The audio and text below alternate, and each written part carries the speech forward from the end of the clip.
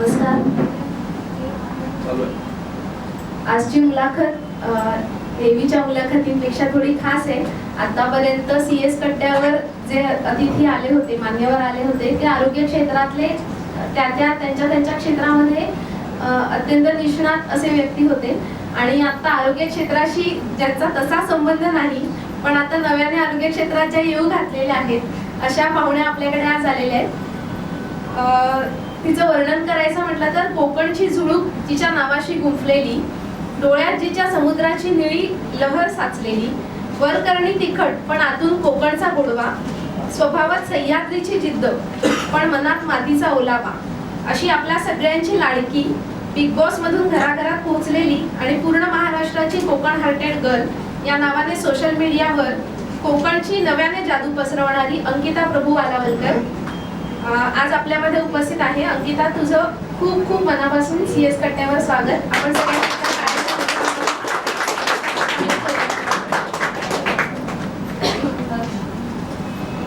अंकिताचा परिचय आपण सगळ्यांना कोकण हार्टेड गर्ल म्हणूनच पहिल्यापासून असल्या कारणाने आपण कोकणापासून तिच्या प्रश्नांची सुरुवात करू. अंकिता, तुला विचारायचंय की कोकण तुझ्यासाठी काय आहे?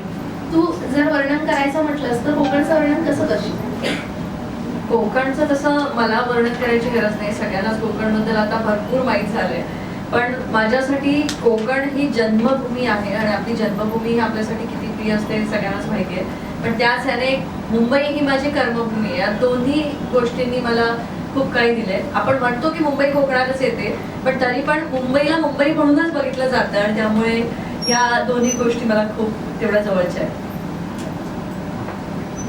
पालावलकर, देवबाग मध्ये तुझा जन्म झाला, कोकणातल्या देवबाग मध्ये तुझा जन्म झाला. तर आता आम्हाला सगळ्यांना हे ऐकायची उत्सुकता आहे की तुझं बालपण गावी कसं होतं किंवा तुझी फॅमिली, आईकडची फॅमिली कशी आहे?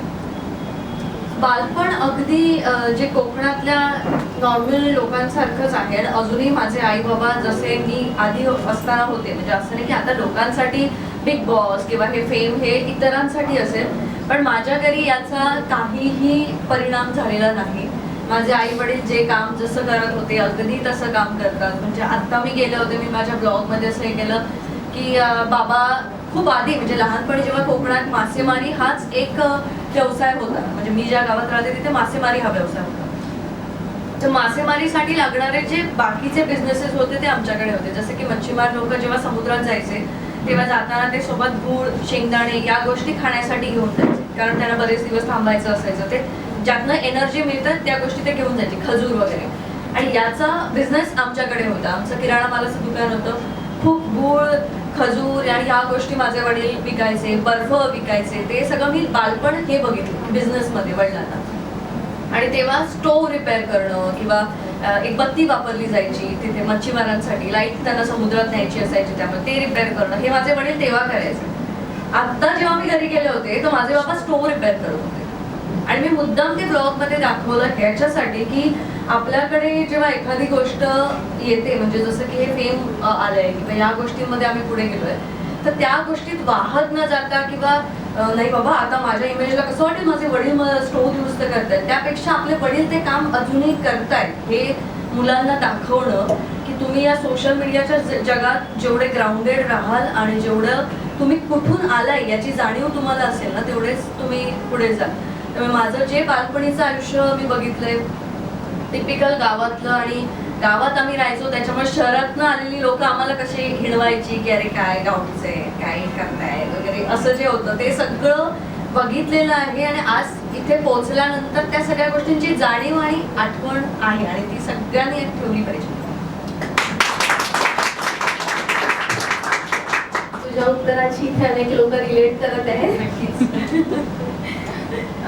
बालपणाबरोबर तुझं शालेय शिक्षणातील काही प्रसंग किंवा महाविद्यालयामध्ये असताना तू लेडीज रिप्रेझेंटेटिव्ह होतीस, तर तेव्हापासून तू नेतृत्व करत आली आहेस एका अर्थाने तुझ्या बरोबर असणाऱ्या सगळ्यांचं, तर त्यातील काही किस्से आम्हाला ऐकायला आवडेल.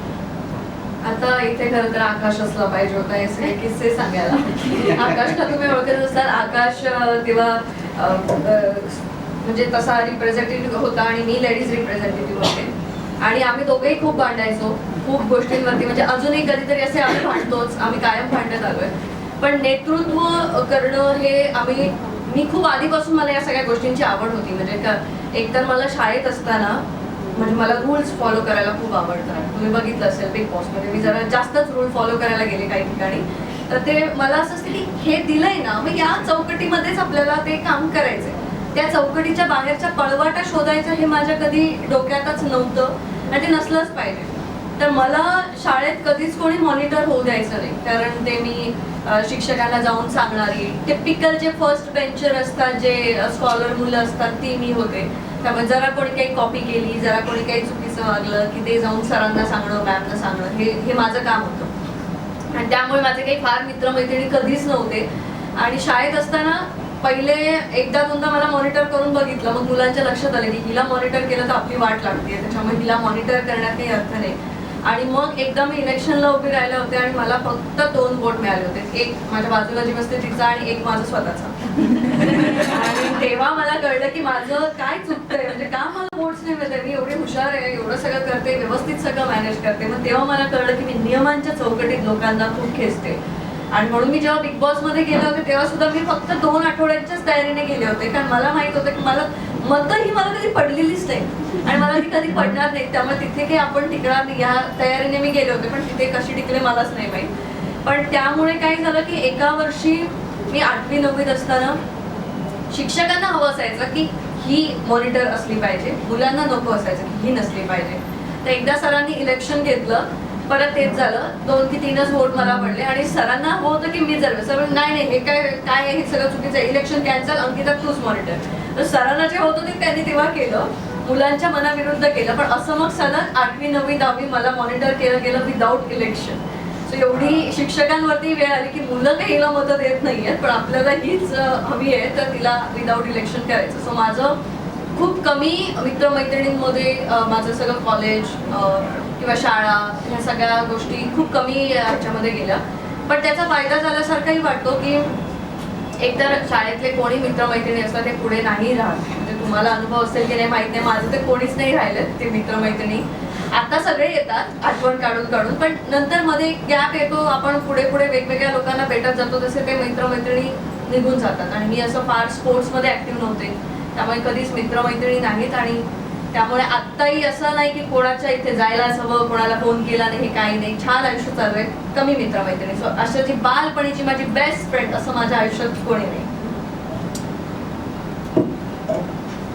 अंकिता वालावलकर कोकण हार्टेड गर्ल कधी झाली, किंवा तुझा पहिला रील कोणता होता?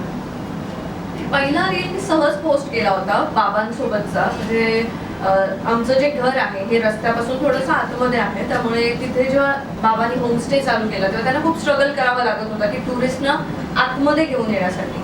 आणि कोकणातले जे लोक आहेत त्यांना माहित असेल की 1 फूट जमिनीचा आपल्याला किती हे आहे, तो आपण देतच नाही कोणाला ती जमीन असेल. त्यामुळे तो रस्त्याचा आम्हाला प्रॉब्लेम असल्यामुळे मला असं आलं की माझे वडील रस्त्यावरती उभे राहायचे आणि टुरिस्टच्या गाड्यांना हात दाखवायचे आणि म्हणायचे की आमच्याकडे या वगैरे असं. तर मला कुठेतरी त्यांचं ते काम कमी करायचं होतं, यासाठी मी व्हिडिओ केला की बाबा माझे कसे कष्ट करतायत किंवा काय, याच्यावरती व्हिडिओ केला. आणि ते हळूहळू म्हणजे लोकांना आवडायला लागलं. मग त्यात लोकांना कळलं की मी मालवणची आहे आणि मी मालवणी बोलते. मग माझी मालवणी लोकांना आवडायला लागली, कारण लोकांना वाटत नव्हतं की हिला चांगली मालवणी बोलता येत होती, येत असेल. आणि मी ती व्यवस्थित अस्खलित मालवणी बोलून दाखवल्यामुळे लोकांना असं आलं की अरे हिला एवढी चांगली मालवणी येते. मग मला कळलं की लोकांना काय आवडते. लोकांना मी कधीच असं एकच गोष्ट लोकांना दाखवणार आहे, हेच दाखवणार आहे असं ठरवलं नाही. मी माझा जीवन प्रवास जसा आहे, मी आयुष्यात जे काही करते, जिथे जिथे चुकते त्या चुका दाखवल्या आहेत, जिथे काही चांगलं करते त्या चांगल्या गोष्टी दाखवल्या आहेत. आणि तो माझा जीवन प्रवास दाखवताना मी सहज कोविड नंतर माझं नाव चेंज केलं. त्याच्या आधी माझं हँडल अंकिता म्हणूनच होतं. सहज ते कोकण हार्टेड गर्ल म्हणून चेंज केलं, ते लोकांना आवडलं आणि आता कोकण हार्टेड गर्ल म्हणूनच ओळख झाली.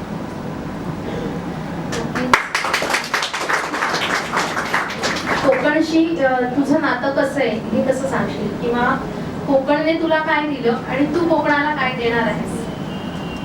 माझं कोकणने तर मला सगळंच दिलं. मी बोलले तसंच की ती जन्मभूमी आहे, त्याच्यामुळे त्याला विसरणं किंवा तिथल्या गोष्टी सोडून पुढे जाण्यात काही अर्थ नाही. मी तिथल्या सगळ्या गोष्टी सोबत घेऊनच पुढे चालते. आणि माझा जो ब्रँड आहे सिंधुद्योग, त्यामध्ये कोकणातलेच सगळे प्रोडक्ट आम्ही लोकांपर्यंत पोहोचवतोय, त्याबद्दल लोकांना माहिती देतोय. जसं की आता माझी अपेक्षा हे आहे की लोकांनी तिथल्या गोष्टी ज्या आहेत ना त्याला खूप, काही जणांनी खूप असं त्याला ग्लोरिफाय करून वगैरे दाखवलंय. म्हणजे सोलकढी ही दिसायला खूप गुलाबी रंगाची असते, हा जो काही समज आहे ना, जे कोकणातले लोक आहेत जे घरात सोलकढी बनवतात म्हणजे खऱ्या सोलांची, त्यांना माहिती की तेवढा गुलाबी गुलाबी रंग कधीच येणार नाही. आणि आत्ताच्या तर कोकमला तेवढा येत नाही, हे मला एक्सप्लेन करून लोकांना सांगावं लागतं. आणि मी ते, मला असं आहे की त्या गोष्टी लोकांपर्यंत पोहोचल्या पाहिजे. मी कितीतरी मुंबईतल्या हॉटेल्समध्ये जाते ना तेव्हा बघते, ताकात तो आपला आगळ माहित असेल कोकमचं, हे ताकात ओततात आणि सोलकढी म्हणून देतात. आणि इथे ती खूप स्वस्त मिळते. आंबट लागली आणि ती गुलाबी दिसली की लोकांसाठी ती सोलकढी आहे. पण आमच्यासाठी नारळाचं दूध, दुधाची चव आम्हाला बरोबर कळते की काय आहे, आणि ती गुलाबी नसली तरी सुद्धा ती टेस्ट कळते. सो या सगळ्या गोष्टी मला ज्या कोकणच्या खऱ्या आहेत त्या खऱ्याच लोकांपर्यंत पोचवायच्या आहेत, आणि कसं लोकांचं कोकणबद्दलचं प्रेम वाढवायचं.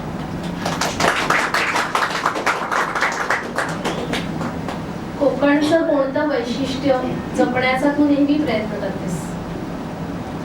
कोकणचं कोकण पण जपण्याचा मी प्रयत्न करते. म्हणजे जे आहे तेच लोकांनी बघावं आणि ते तसंच आहे हे एक्सेप्ट करावं. की ते हे म्हणजे त्याला खूप, आता सोशल मीडिया असल्यामुळे आपण खूप हे दाखवतो की नाही आमच्याकडे हे असं खूप भारी आहे. काही काही गोष्टी दिसायला भारी आहे पण त्या भारी नाही आहेत, तिथे प्रॉब्लेम्स पण आहेत. जसं की आता माझं गाव देवबाग म्हटलं की दिसायला खूप सुंदर सगळ्या गोष्टी आहेत, पण तिथे कचरा व्यवस्थापनाचा किती प्रॉब्लेम आहे. म्हणजे ज्या गोष्टी आहेत त्या आहेत म्हणून सांगा, तेव्हा कुठे जाऊन त्याच्यावरती सोल्युशन येणार, नाहीतर येणारच नाही. कारण निसर्गरम्य आहे हे सगळं दाखवून जर लोक तिथे वाढली तर त्यानंतर येणाऱ्या लोकांची सोय कशी होईल, किंवा येणाऱ्या लोकांमुळे जे काही सगळं कचरा येतोय आपला, त्याच्यासोबत जो कचरा बनतोय त्याचं व्यवस्थापन कसं होईल याकडे जो लक्ष नसतो ना, तर मला त्या सगळ्या गोष्टी लोकांना दाखवायला आवडतात. की एक दुसरी बाजू पण जी आहे कोकणला ती दाखवायला आवडतात. नक्कीच भविष्यात तू त्या दाखवणाऱ्या ज्या निगेटिव्ह गोष्टी आहेत त्याच्यावर सोल्युशन पण शोधशील अशी आम्हाला आशा आहे. नक्कीच. कोकणामध्ये पर्यटन खूप मोठ्या प्रमाणात केलं जातं आता तर. म्हणजे लोकांना माहिती आहे की पृथ्वीवरचा स्वर्ग तसा म्हणायला गेलं तर कोकणच आहे. तर कोकणातलं पर्यटन वाढवण्यासाठी कोणत्या उपक्रमांना तुम्ही पाठिंबा देता? उपक्रमांना पाठिंबा देण्यापेक्षा आता कोकणात जे पर्यटन वाढलंय ना, ते बघशील तर तिथे येणारे पर्यटक हे जास्त पर्यटक हे आपल्याच महाराष्ट्रातलेच आहे. मला असं आहे की ग्लोबली जर कोकणाला न्यायचं असेल ना, तर आपल्याला वेगवेगळ्या भाषांचा वापर करून आपल्याला कोकणचं सौंदर्य लोकांपर्यंत पोहोचवलं पाहिजे. म्हणजे आपण तेवढे शिकलेले आहोत कोकणातले लोक की आपल्याला अभ्यासक्रमामध्ये हिंदी, इंग्लिश हे सगळे विषय होते. आपण ते सगळे बोलून कोकणातल्याच लोकांनी कोकणाबद्दल सांगून ग्लोबली कोकणाला नेलं तर ते खूप चांगलं होईल, आणि त्या लोकांना ते आपलं कोकण दिसणं जास्त गरजेचं आहे. महाराष्ट्रातले लोक आपल्याकडे येत आहेत आणि ते मजा करतात जात आहेत, पण टुरिझमची व्याख्या जी आहे ना ही फार आपल्या लोकांना फार कमी कळते असं मला कधी कधी वाटतं. की टुरिझम म्हणजे फक्त जाऊन मजा करणं, यापेक्षा तिथली भौगोलिक परिस्थिती काय आहे, तिथले लोक कसे राहत आहेत, या गोष्टीचा आनंद त्यांच्यासारखं राहून घेणं, यात खरी टुरिझमची मजा आहे. त्यामुळे त्या गोष्टी वाईड ऑडियन्स पर्यंत पोहोचणं सध्या गरजेचं आहे, आणि ते झालं तर खूप चांगलं होईल. या गोष्टींना सध्या प्राधान्य देणं गरजेचं आहे की कोकणातल्याच मुलांनी, कोकणातल्याच लोकांनी वेगवेगळ्या भाषांमध्ये त्या गोष्टी ग्लोबली पोहोचवल्या पाहिजेत. पूर्वीपासून कोकणी माणूस मुंबईमध्ये रोजगारासाठी किंवा मुंबईच्या व्यतिरिक्त अन्य शहरांमध्ये रोजगारासाठी जात आले. आता सुद्धा बऱ्याच मोठ्या प्रमाणावर जे युथ आहे ते शहरांकडे वळलेले आहेत. तर कोकणामध्ये रोजगार निर्मिती व्हावी किंवा कोकणातील युवकांना कला क्षेत्रामध्ये वाव मिळावा याकरता तुझे काय विचार आहेत? तेवढं एक्सपोजर तिथे दिलं गेलं नाहीये किंवा त्या गोष्टी पोहोचवल्या गेल्या नाहीयेत म्हणून लोकांना माहिती नाहीये. कारण जेवढं नॉर्मल घरामध्ये माहिती असतं की डॉक्टर बना, इंजिनियर बना किंवा हे बना, ह्याच गोष्टींना खूप महत्त्व असतं. त्या व्यतिरिक्त तुम्ही काहीतरी करताय म्हणजे तुम्ही काहीच नाही करत. आज जेव्हा माझ्या टीममधली माझी मेकअप आर्टिस्ट जेव्हा लाखोमध्ये कमवते हे मी बघते, आणि मी एखाद्या मुलीला सल्ला देते माझ्याच गावातल्या की अगं तुला 10वीला 80% पडलेत म्हणजे तुला सायन्स घेतलं पाहिजे असं नाहीये. तर हे त्यांना कळत नाहीये, आणि ते त्यांना सांगणं खूप गरजेचं आहे की 10वीला 80% मिळणं आणि मग तुम्ही सायन्स घेऊन तुमचे पर्सेंटेज कमी करणं आणि मग आता मी डॉक्टर पण नाही बनू शकत, मी इंजिनियर पण नाही बनू शकत, आता मी काय करू? आणि नॉर्मल ग्रॅज्युएशन करणं यापेक्षा तुम्हाला काय आवडतं, तुमचं पॅशनला तुम्ही प्रोफेशनमध्ये कसं कन्वर्ट करू शकता. कारण आता खूप सोपं झालं आणि जेवढं तुम्ही पॅशनेटली तुमचं पॅशन फॉलो कराल ना तर ते प्रोफेशनमध्येच कन्वर्ट होतं. मेहंदी आर्टिस्ट, माझ्यासोबत काम करणारेच मी बघते, लाखो रुपये कमवणाऱ्या मेहंदी आर्टिस्ट मी बघते, लाखो रुपये कमवणाऱ्या मेकअप आर्टिस्ट बघते, हेअर आर्टिस्ट बघते. हे सगळं असताना एखाद्या कोकणातल्या फॅमिलीमध्ये जाऊन जर मी कधी सल्ला दिला तर मलाच शिव्या पडतात. माझ्या चढवाक सांगतं असं वाटतं. पण त्यामध्ये किती करिअर, ते पण एक करिअर आहे किंवा त्यामध्ये सुद्धा ग्रोथ आहे हे लोकांना कळत नाही. ते त्यांच्यापर्यंत पोहोचवणं जास्त गरजेचं आहे की ते सुद्धा एक करिअर आहे, त्याला सुद्धा एक रिस्पेक्ट आहे इंडस्ट्रीमध्ये, त्याला सुद्धा व्हॅल्यू आहे. त्याच्यातनं सुद्धा मुली छान कमवू शकतात, मुलं कमवू शकतात. आज कितीतरी मेकअप आर्टिस्ट मुलं सुद्धा आहेत. आपल्या इथे तो कन्सेप्ट पण नाही आहे अजून की मुलं हे करतायत म्हणजे त्यांना काहीतरी वेगळं वाटतं. पण अरे आपल्याकडे दशावतार आहे, दशावतारामध्ये स्वतः ते पुरुषच स्वतःचा मेकअप करतायत, म्हणजे ती कला पूर्वीपासून आलेली आहे. मग आपल्या इथली मुलं या सगळ्या गोष्टींमध्ये पण ग्रो होऊ शकतात. बाहेरची लोक येऊन कोकणात ते काहीतरी करण्यापेक्षा जर कोकणातल्याच एका मुलाने तसा करिअरमध्ये गेला आणि तो सक्सेसफुल झाला तर त्याला बघून इतर 10 मुलं ते करणार. त्याच्यामुळे या गोष्टींचं एक्सपोजर तिथे मिळणं जास्त गरजेचं आहे. कोकणातील महिला सक्षमीकरणाच्या विषयामध्ये काय सांगशील? म्हणजे तू काय विचार करतेस की कोकणातील महिलांनी अधिक सक्षम होण्याकरता काय झालं पाहिजे? मी आता जेवढं माझ्या गावाच्या आजूबाजूला बघते ना तर प्रत्येक घरातली प्रत्येक महिला ही मला सक्षम दिसते, कारण ती काही ना काहीतरी करते. कारण तिथे टुरिझमच एवढं आहे की कोणी मोदक बनवून विकतंय, कोणी भाकऱ्या बनवून विकतंय, म्हणजे घरात राहून ते काही ना काहीतरी करतायत. पण मी आता थोडा बाजूचा विचार केला, म्हणजे महाराष्ट्राच्या ह्याने विचार केला तर जेवढं माझ्या ब्लॉग्स खाली कमेंट्स असतात किंवा जे काही असतं, एकतर सगळ्यात महत्त्वाची गोष्ट की ते कोविड नंतर जे वर्क फ्रॉम होम कल्चर झालंय ना त्याच्यामुळे लोकांना सगळ्याच गोष्टी वर्क फ्रॉम होम करायच्या असतात. म्हणजे काही पोस्ट केलं, म्हणजे मी जरी काही रिक्वायरमेंट पोस्ट केली की आम्हाला अशी व्यक्तीची गरज आहे, मग मी वर्क फ्रॉम होम करू शकते का असं वालंही असतं. पण तुम्ही ते काम बघा की ते होऊ शकते का, नाही होत असेल तर ते होणारच नाही. म्हणजे आता सिद्धुद्योगचे प्रोडक्ट आहेत आणि एखादी बाई म्हणते की मला करायचंय काहीतरी पण मला वर्क फ्रॉम होम करायचंय, ते घरून होऊच शकत नाही. तुम्ही काय करणार आहात घरून? त्याच्यामुळे या गोष्टी त्यांना समजवणं जास्त गरजेचं आहे. आणि आता मी म्हणजे मला बऱ्याच महिला अशा भेटल्या ज्यांना काहीतरी करायचंय पण त्या करू शकत नाहीयेत कारण घरून परमिशन नाही आहे किंवा बाहेर जायचं नाही आहे किंवा नाही मिळणार, म्हणजे असं काही एक्सपोजरच नाही आहे, पण बिझनेस करायचा आहे कारण काय ते कमवून दाखवायचं आहे. तर त्यांच्यासाठी आम्ही एक मॉडेल डिझाईन केलंय की त्यांना ज्यातून त्यांना हे कळेल की तुम्ही करू शकताय की नाही. पहिली गोष्ट म्हणजे त्यातनं तुम्हाला मागे हटायचं की पुढे जायचं हे तुम्हाला पहिल्या स्टेपला कळेल. आणि नाही म्हणजे जर तुम्ही पुढे जात असाल तर तुम्हाला ग्रो कसं करायचं हे कळेल.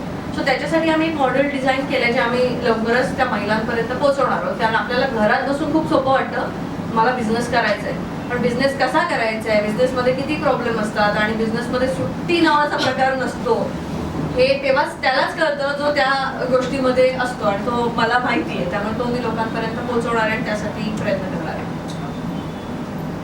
आम्ही तुझे काही व्हिडिओज किंवा काही गाण्यांमधून तुला पाहिले आहे. म्हणजे मी फार स्वतः सोशल मीडियाचा वापर करत नाही पण तुला फॉलो करते. तर आगामी येणाऱ्या काही काळामध्ये तुझे असे काही येणारे चित्रपट किंवा आणखीन काही भूमिका आम्हाला बघायला मिळतील का? किंवा जर अभिनय क्षेत्रामध्ये जायचं असेल तर तू भूमिका निवडताना कोणत्या प्रकारच्या भूमिकांना प्राधान्य देशील? जसं कॉमेडी किंवा काय म्हणतात लिडिंग नेतृत्व करणारी जी भूमिका असते तशा पद्धतीत, भावनिक कशा पद्धतीच्या भूमिका करायला तुला आवडतील? खरं तर या क्षेत्राशी माझा काहीच संबंध नव्हता, मी चुकून या क्षेत्राकडे आले. त्याच्यामुळे मी असं कधीच ती एक चौकट ठेवली नाही की मला हेच करायचंय किंवा हे मला करायचंच होतं आणि यासाठी आता मला हे पाहिजेच. मला बिग बॉस नंतर कितीतरी जणांनी विचारलं होतं तू आता सिरियलमध्ये का नाही दिसत किंवा सिरियल. सो सिरियल ही गोष्ट तुम्हाला टीव्हीवरती बघायला अर्ध्या तासाची खूप छान वाटते, पण सिरियलमध्ये काम करणारे लोक जे ते सकाळी 8 वाजल्यापासून रात्री 10-11 वाजेपर्यंत तिथे काम करत असतात. तर त्याच्यातलं काम त्यांचं 2-3 तासाचं असतं, पण त्यांना तो त्यांचा शॉट येईपर्यंत मेकअप लावून ते बसलेले असतात. एवढा पेशन्स माझ्यामध्ये नाही आणि तो माझ्यामध्ये येणारही नाही. त्यामुळे मी सिरियल या गोष्टींकडे वळले नाही, कारण माझे स्वतःचे बिझनेस आहेत आणि बऱ्याच गोष्टी आहेत त्यामध्ये मला लक्ष द्यायचं असतो. सो दिवसभर सिरियल करणं म्हणजे त्या गोष्टी करणं हे मला जमणारं नाही, म्हणून मी त्या क्षेत्राकडे गेले नाही. मला खूप साऱ्या ऑफर्स आल्या होत्या, पण मी त्या नाकारल्या ह्या त्याच गोष्टीसाठी की एक थोडा वेळ देऊ शकते मी, पण पूर्ण वेळ देऊ शकत नाही. पण थोडा वेळ हा त्यांनाच देण्यासाठी एखादं प्रोडक्शन हाऊस हे करतं, जसं की तुम्ही खूप वेल नोन असाल, म्हणजे उदाहरणार्थ तुम्ही खूप आता मोठे कलाकार आहात ज्यांचे खूप बॉलिवूडचे फिल्म्स वगैरे चालू आहेत, जसे आपले श्रेयस तळपदे वगैरे आहेत, अशा लोकांसाठी सिरियलचं टायमिंग जे असतं ते ऍडजस्ट केलं जातं. बाकीच्या इतर कोणत्याही कलाकारांसाठी वगैरे असं ऍडजस्ट केलं जात नाही. तुम्हाला दिवसभर तिथेच बसायचं असतं. राहिली दुसरी गोष्ट मूव्हीजची, तर जेव्हा माझ्याकडे कोणताही चित्रपट येतो किंवा काय येतो, माझं त्या गोष्टीवरचा अभ्यास काहीच नाही आहे. हा मी स्वतःहून सांगते. मी थिएटर केलेलं नाहीये, मी नाटक केलेलं नाहीये, मी कधी लहानपणापासून कधी मला वाटतं 1-2 वेळा कंपल्सरी आणि तुला शाळेतले मार्क मिळणार नाही तसं सांगितलं तेव्हा कुठेतरी जाऊन मी ते नाचायला गेले असेल तर स्टेजवर. नाहीतर डान्स हा प्रकार मला कधी आला नाही, नाटकांमध्ये मी कधी गेले नाही, मी काहीच केलं नाही अभ्यासाव्यतिरिक्त. त्यामुळे या सगळ्या गोष्टींमध्ये जेव्हा एखादी फिल्म माझ्याकडे येते तेव्हा मी सगळ्यात पहिलं त्यांचा अप्रोच बघते की कशासाठी आहे.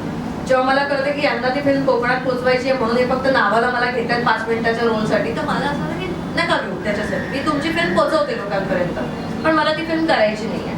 आणि आता माझं लग्न झाल्यानंतर जेव्हा आपल्यासोबत आपल्या पार्टनरचं नाव जोडलेलं असतं तेव्हा आपण काय काम करतो याने त्याला सुद्धा जज केलं जाणार. त्याच्यामुळे कुठचंही काम निवडताना मी ते बाबा मला सूट होण्यासारखं आहे का, किंवा मी ते करून मला आनंद मिळणार आहे का, फक्त पैशासाठी म्हणून नाही, हा गोष्टीचा मी पहिला विचार करते. जेव्हा मला इंटरव्ह्यूमध्ये हा प्रश्न विचारला जातो की मग तू फिल्ममध्ये कधी दिसणार किंवा तू फिल्ममध्ये काम कधी करणार, तेव्हा मी त्यांना एकच सांगते की कशाला सगळ्यांना ऍक्ट्रेस बनवता, मी एखादी फिल्म प्रोड्यूस करेन ना, प्रोड्युसर म्हणून नाव लागेल माझं. सो माझे बिझनेसेस आहेत, मी एखादी फिल्म प्रोड्यूस करेन, मी कलाकारांना काम देईन, या लेवलला हे करते. आणि मी आत्तापर्यंत जेवढी कामं केली आहेत ती जास्त करून होस्टिंगची केली. सो होस्ट करते मी एखादं, कारण लहानपणापासून तेच मी बोलते ना, अभ्यासच केलाय, पाठांतर एकदम स्ट्रॉंग आहे. जे काही सांगा 2 मिनिटात पाठ, म्हणजे जे हे असतात आपले अवॉर्ड फंक्शन असतात तेव्हा जे काही लिंक्स घ्यायचे असतात, म्हणजे पावर्ड बाय, को पावर्ड बाय, प्रेझेंट, हे पार्टनर, तो पार्टनर, हे कलाकार सगळे वाचतात त्यांच्या समोर लिहिलेलं. मी एकटीच होते जिने सगळं तोंड पाठ केलेलं तिथे आणि 1 मिनिटात मी सगळे घेत होते लिंक्स. आणि ते विचारतात अगं काय, मी म्हटलं पाठांतरच स्ट्रॉंग आहे आयुष्यात, बाकी काही नाही. जे काही बोलाल पाठ करून धडाधड मी बोलू शकते. त्यामुळे होस्टिंग मी जास्त केलं आणि मला ते आवडत होतं की त्याच्यामध्ये. आता मध्ये मला एक आलं होतं, त्यांनी असं मला सांगितलं की मॅडम आयटम सॉंगसाठी रिक्वायरमेंट आहे. मी म्हटलं तुम्ही कोणाला मेसेज केलाय, म्हणजे तुम्हाला कळते का, म्हणजे इथे डान्सचेच वांदे आहेत आणि तुम्ही आयटम सॉंग डायरेक्ट मला सांगताय, म्हणजे करू शकत नाहीये त्या गोष्टींना तुम्ही मला अप्रोच करणं पण चुकीचं आहे की नाही होणार याच्याकडनं. लोकच एक्सेप्ट नाही करणार की मी एखादा आयटम सॉंग करते, कारण ते कॅरेक्टरच नाही माझं किंवा तसं मला जमणारच नाही. तर उगीच ओढून ताडून काहीतरी फेमसाठी करायला मी जात नाही. त्यामुळे कदाचित भविष्यात एखादी फिल्म प्रोड्यूस केलेली नक्की दिसेल, काम करेन की नाही अजून माहिती, पण आवडली तर नक्की. पण मला जर मी काम केलं ना आयुष्यात कुठच्याही चित्रपटामध्ये, तर मी अशा ठिकाणी मुक्ता बर्वेला स्वतःचं रोल मॉडेल बघते. कारण त्यांनी जे काम केलंय ते काम मला खूप आवडतं, जे खूप नॅचरल वाटतं, ज्याच्यामध्ये काही दिखावा नाही, ओढून ताणून काहीतरी वेगळं करावं लागलं नाही. त्याच्यामुळे जर मी काम केलं तर अशा टाईपमधलं काहीतरी करेन ज्याच्यामध्ये मला स्वतःला फार बदलावं लागणार नाही. मी जशी आहे तशी दिसणार असेल तर नक्कीच. तुला त्यासाठी खूप खूप शुभेच्छा. थँक्यू.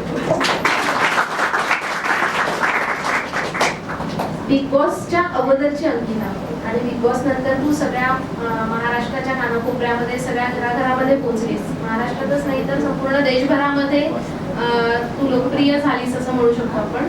तर त्यानंतरचं तुझं आयुष्य, यामध्ये काय फरक पडला? तसं माझ्या ह्याच्यामध्ये काही फरक नाही पडला, फक्त एकच पडला की झटपट कामं होतात आता माझी. म्हणजे जी आधी खूप नॉर्मल माणसाची जी कामं व्हायला खूप वेळ लागतो ती आता मला गेल्यानंतर माझी पटकन होतात. आणि म्हणूनच त्या गोष्टीचा फायदा मला लोकांपर्यंत पोहोचवायचा आहे, म्हणून मी माझ्या NGOचं जे काही आहे ते चालू केलं NGO. कारण माझी जर कामं पटकन होत आहेत तर ते इतर लोकांची झाली पाहिजेत, आणि माझ्या फक्त एका शब्दाने जर ती होत असतील तर ती का होते, म्हणून मी तसं हे केलं. पण बाकी असा काही फरक नाही पडला. आता फक्त पहिले कमी लोक फोटो काढायचे, आता जास्त लोक फोटो काढतात, हा जास्त फरक पडलाय. तुझं जे आतापर्यंतचा प्रवास आहे त्यामध्ये तुझं स्ट्रगल आम्ही खूप पाहिलेलं आहे. म्हणजे त्याचा आता उल्लेख नाही झाला. खरं तर महाविद्यालयीन शिक्षण घेतल्यानंतर ते फेमस होईपर्यंतचा जो कालावधी होता, ज्यावेळेला तू सुरुवातीला नोकरी केलीस त्यानंतर तू मला वाटतं शिकवत सुद्धा होतीस काही विद्यार्थ्यांना, आणि ते खूप तुझं टाईट शेड्यूल होतं. त्यात तुला आरोग्याचे पण बऱ्याचदा विषय होते. म्हणजे मच्छरवर मला वाटतं तुझं अधिक प्रेम आहे सारखाच म्हणायचं. डेंग्यू मलेरिया असं परत परत फेस करावं लागलं आणि हेल्थ इश्यू बऱ्यापैकी त्यावेळेला झाले, तरी सुद्धा तू तुझं काम सोडलं नाहीस. तर या सगळ्या स्ट्रगल बद्दल पण थोडंसं ऐकायला आवडेल, आणि या स्ट्रगल मध्ये तुझ्या फॅमिलीचा कसा तुला पाठिंबा होता, त्यांची काय भूमिका राहिली त्याबद्दल ऐकायला आवडेल. खरं तर जो स्ट्रगल मी इथे करत होते त्याबद्दल मी कधी घरापर्यंत काही पोहोचूच दिलं नाही. कारण जे आहेत कोकणातलं सगळं सोडून जे मुंबईत आलेले असतात त्यांना माहीत असेल, शहराकडे जेव्हा आपण येतो तेव्हा आपण त्रासात आहोत हे जेव्हा घरच्यांना कळतं तेव्हा त्यांचं एकच असतं की म्हणून ते काय नको करू, घरी येऊन बस. आणि मला ते करायचं नव्हतं आणि मला काहीतरी करून दाखवायचं होतं, म्हणून मी मुंबईत होते याची मला पूर्ण जाणीव होती.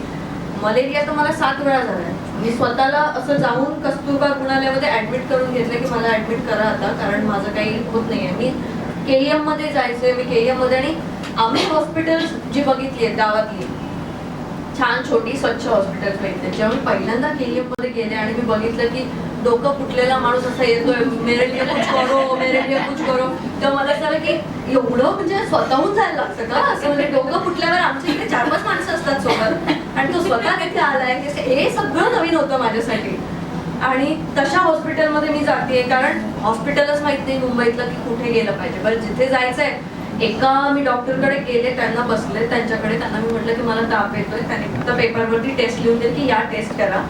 आणि जाताना 2000 रुपये जेव्हा मला द्यायला लागले, मी फक्त बसले आणि त्याला विचारलं 2000 रुपये कसले, तर ते म्हणाले नाही फी तेवढीच आहे त्यांची. तेव्हा मला असं कळलं की इथे खूप खर्च आहे. आणि मग मला कळलं की KEM सारखे हॉस्पिटल्स आहे जिथे कमी पैशात होतं, कारण तो स्ट्रगलिंग पिरियड होता. इंजिनिअरिंग करून गावातून आपण जेव्हा शहराकडे येतो आणि एखादा छोटा जॉब करतो तेव्हा पैसे कमी असतात आणि असं जिद्द जास्त मोठी असते की नाही मला करून दाखवायचे. आणि त्याच्यात जेव्हा आजार पण येताना ते सगळ्यात वाईट असतं. आणि मला तर मी दिवसाला मला आठवतं एका दिवशी तर मी 4 वेळा ब्लड टेस्ट केली होती, पण प्रत्येक वेळेला मी गोळी घेऊन जायचे आणि ब्लड टेस्ट करायचे, त्याच्यामुळे तो डिटेक्ट होत नव्हता माझा मलेरिया. आणि त्यांनी मला सांगितलं शेवटी की जेव्हा खूप ताप असेल तेव्हा तू ये. आणि मला नेमका ताप रात्रीचा यायचा आणि रात्री मी एकटी कुठे जाणार आणि ताकद नसायची. आणि असे 6-7 महिने मी अतिशय वीक झाले होते. आणि नंतर मला एकदा मलेरिया डिटेक्ट झाला आणि असं 2 वर्षामध्ये सलग 7 वेळा मला मलेरिया झाला आणि त्यामुळे खूप त्रास झाला होता. तेव्हा आकाश पण होता. ऍक्च्युली आमचा दोघांचाही स्ट्रगलिंग पिरियड होता. मला आठवतं की एकदा खूप निराश होऊन मी हिंदमाताच्याच रोडवरती राऊंड मारत होते. नंतर मग मी आकाशला म्हटलं की काय नाही होतंय रे आयुष्यात, आता मला वाटतं की मला परत जावं लागेल. तर मी आणि आकाश जाऊन आम्ही बसलो होतो दादरच्या चौपाटीच्या ह्याच्यावरती आणि आकाश सांगत नाही आकाश खूप चांगलं हे करू शकतो, तुम्हाला माहिती खूप चांगलं जो मला सांगत की नाही तू करू शकते संगीता, असं केलं पाहिजे तसं केलं पाहिजे. आणि मग रात्री पोलिसांची व्हॅन झाली आणि आम्हा दोघांनी हाकलून लावलं. आम्ही त्यांना सांगतो नाही आम्ही इंजिनियर आहोत, काय पण असू दे घरी चला, आपण सांगितलं 1 वाजता घरी चला. मग त्यांना तो जो स्ट्रगलिंग पिरियड होता त्याच्यामध्ये जेवढं काही बघता आले, जेवढं काही एक्सपिरियन्स करता आले ना, त्याने अजून स्ट्रॉंग होत गेले मी. आणि खरं तर त्याने हिंमत मिळाली की आपल्याला हे करायचं आहे. पण ते कळलं सुद्धा, कारण कस्तुरबामध्ये जेव्हा मी ऍडमिट होते आणि मला आजूबाजूला जे काही पेशंट्स असतात किंवा असे हॉस्पिटल सुद्धा असतात हे पहिलं तेव्हा कळलं की जिथे महिलांचा वॉर्ड वेगळा होता, तिथे सगळ्या महिला ऍडमिट होत्या. आणि काही महिलांना मी असं बघितलं की ते जेवले त्याच ताटामध्ये त्यांनी चूल वगैरे भरली, त्याच्यामुळे माझी जेवणाची इच्छा गेली. आणि मी 7ही दिवस जी ट्रीटमेंट घेतली ती न खाता पिता घेतली. मी त्यांना सांगायचे की मला घरून डबा येतोय, पण माझं इथे घर नाही, मला डबा काही यायचा नाही. त्या ह्याच्यामध्ये मी ती ट्रीटमेंट घेऊन फक्त काहीतरी बॉर्बॉन बिस्किट खाऊन वगैरे असे खाऊन दिवस काढून मी ते केलेलं आहे. आणि आजही ते आठवलं की मला असं वाटतं की कठीण नव्हतं, म्हणजे ते मी करून दाखवलं, ती फेज घालवली. आपल्या आयुष्यात सगळ्यांच्या एक अशी फेज येते जेव्हा असं आपल्याला वाटत असतं की हे माझ्या आयुष्यात का होतंय किंवा ही खूप वाईट हे आहे, याच्या पुढे अजून काही मला आता काही दिसत नाही. पण एकदा ना ती फेज पार करा, म्हणजे फायनान्शियली तुम्हाला चॅलेंजेस असू देत किंवा फिजिकली चॅलेंजेस असू देत, काही असू देत, किंवा तुम्हाला तुमच्या आयुष्यात रिलेशन्समध्ये चॅलेंजेस असू देत, तुम्ही ते एकदा पार करा, पुढे आयुष्य खूप सुंदर असतं. म्हणजे पुढे ती हिरवळ तुम्हाला सगळी ती मिळते जी माझ्या आयुष्यात मला आत्ता मिळाली ना. तेव्हा आपल्याला वाटतं की चला ठीक आहे झालंय याच्या आयुष्यात, सगळ्यांचं तसं नसतं, पण एकदा करून बघा. म्हणजे त्या सगळ्या गोष्टीला ना सामोरे जा. काही होऊ दे, आज नाहीये उद्या येईल, आज नाहीये उद्या येईल, वर्ष जातील. मला तर किती वर्ष गेली, मला 8-10 वर्ष गेली. त्याच्यानंतर कुठे जाऊन आज चांगले दिवस आले. त्यामुळे फेस करा, सगळं चांगलं होतं. कारण देवाने जन्म लिहिताना आपल्याला ह्याचं सगळं वाईट असं कधीही कोणासाठी केलेलं नसतं. चांगलं असतं, फक्त तिथपर्यंत आपल्याला पोचावं लागतं. त्याच्यामुळे त्या वादळातनं झोपून द्या, बाहेर नक्कीच पडावे. नक्कीच तुझा सल्ला इथे बसलेल्या प्रत्येकालाच कामाला येणार आहे. पुढचा माझा प्रश्न आहे की सेलिब्रिटी झाल्यानंतरचा, जसं तू म्हणलीस पटकन कामं होतात, हा फायदा झाला, त्याबरोबर असंख्य तोटे सुद्धा आहेत. हो. तर त्याबरोबर जे तोटे आहेत ते काय काय तुला फेस करावे लागतात, आणि त्यानंतर तू स्वतःची मानसिक शांती कशी काय ठेवतेस, त्याबद्दल ऐकायला आवडेल. ही मानसिक शांती ठेवण्यासाठी मी माझ्या नवऱ्याचा आधार घेते, की त्याला सांगते की आता माझं डोकं फिरलं, आता शांत कर. तेव्हा तो छान शांतपणे तोच बोलू शकतो, मी नाही हे डील करू शकत. कारण कसं होतं ना की इतरांसाठी आपण म्हणजे तुम्ही बिग बॉस मध्ये मला बघितलं असेल किंवा या सगळ्या गोष्टीमध्ये तुम्ही रोज बघता, सो तुमच्यासाठी, पण मी तुम्हाला बघत नाहीये, मला तुम्ही माहित नाही आहात. अचानक जेव्हा लोक भेटतात, फोटो काढतात, तेव्हा छान वाटतं. इतर दिवशी आता जेव्हा मी घरी जाते, जसं की मी आत्ता देवबागला गेले होते 4 दिवसापूर्वी, मी हा विचार करून गेले की मस्त 4 दिवस मी आराम करणार आहे. पण आमचं आता सोशल मीडिया असं आहे की मला ऍक्टिव्ह हे राहावंच लागतं, किंवा मी कुठे आहे हे काही ना काहीतरी पोस्टिंग त्याच्यावरती असावंच लागतं. नाहीतर तुम्ही ऍक्टिव्ह नाही दिसलात तर तुमचं ते प्रोफाईल डाऊन होते. त्याच्यामुळे ते करावं लागतं. तर मी घरी गेले. घरी गेल्यानंतर जेव्हा मी प्रवास करून, एकतर मी खूप कंटाळले होते, आणि प्रवास करून मी घरी पोहोचल्यानंतर मला असं कळलं की कोणीतरी आलेत ज्यांच्या काहीतरी फॅमिलीमध्ये काहीतरी फंक्शन आहे, तर त्यांना माझ्यासोबत ते फंक्शन सेलिब्रेट करायचं. तर मी खूप थकले होते. तर मी बाबांना म्हटलं की थकले मी, पण म्हटलं जाऊ दे, एक ते करूया आपण. ते केल्यानंतर आमचं गाव टुरिस्ट प्लेस असल्यामुळे बरेच टुरिस्ट येतात. दिवसभर कोणीही तिथे येत नाही. मी बऱ्याच वेळा सांगितलं की माझं गाव टुरिस्ट प्लेस आहे, माझं घर नाहीये, पण दिवसभर सगळे मस्त मजा मारतात, सगळे करतात. रात्री छान मासे बिसे दाबून खाल्ले, दारू बिरू पिली की त्याच्यानंतर 10 वाजता माझ्या घरी फोटो काढायला लोक येतात. आणि 10 वाजता जेव्हा आपण आपल्या घरी असतो, आपण फार रिलॅक्स असतो, आपण छान काही असे फार चांगले कपडे घालून मेकअप करून, मला तर अगदी वेंधळ्यासारखं राहायला आवडतं जेव्हा मी घरी असते. आणि जेव्हा 10 वाजता लोक येतात फोटो काढायला, तेव्हा मग तुम्हाला परत आवरायचंय, तुम्हाला बाहेर जाऊन त्यांच्यासोबत फोटो काढायचंय. तुम्हाला कितीही तुम्ही त्रासात असाल, कारण असं नाहीये की आमच्या आयुष्यात काही त्रास नाहीये. आमच्या आयुष्यात आता स्ट्रगल आहेच. स्ट्रगल प्रत्येकाच्या आयुष्यात हा शेवटपर्यंत असतो. एक वेगळा स्ट्रगल, एक वेगळे प्रॉब्लेम्स काहीतरी असतात. अशा वेळेला समोरून येणारा, एक्साइटमेंट मध्ये येणारा माणूस जो फोटोसाठी येतो ना, तेव्हा तुम्हाला तो फोटो काढावाच लागतो, तुम्हाला हसावंच लागतं.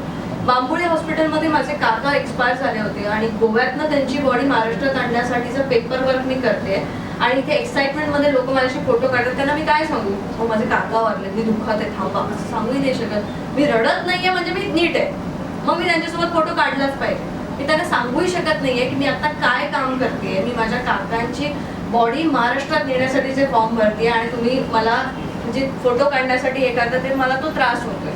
अशा वेळेला जे तुम्हाला जेवढे काही सेलिब्रिटीज दिसतात किंवा काय दिसतात, जे बॉडीगार्ड्स घेऊन फिरतात, बॉडीगार्ड्स तुम्ही घेऊन फिरू शकता. 2,500 रुपये दिले ना बॉडीगार्ड मिळतो, मी तुम्हाला सांगते. पण तो शो ऑफ करायला मला आवडत नाहीये, म्हणून मी बॉडीगार्ड सोबत घेऊन फिरत नाहीये. पण एक वेळ अशी येते ना की जेव्हा नाईलाज होतो, म्हणून सोबत ते लोक घ्यावे लागतात.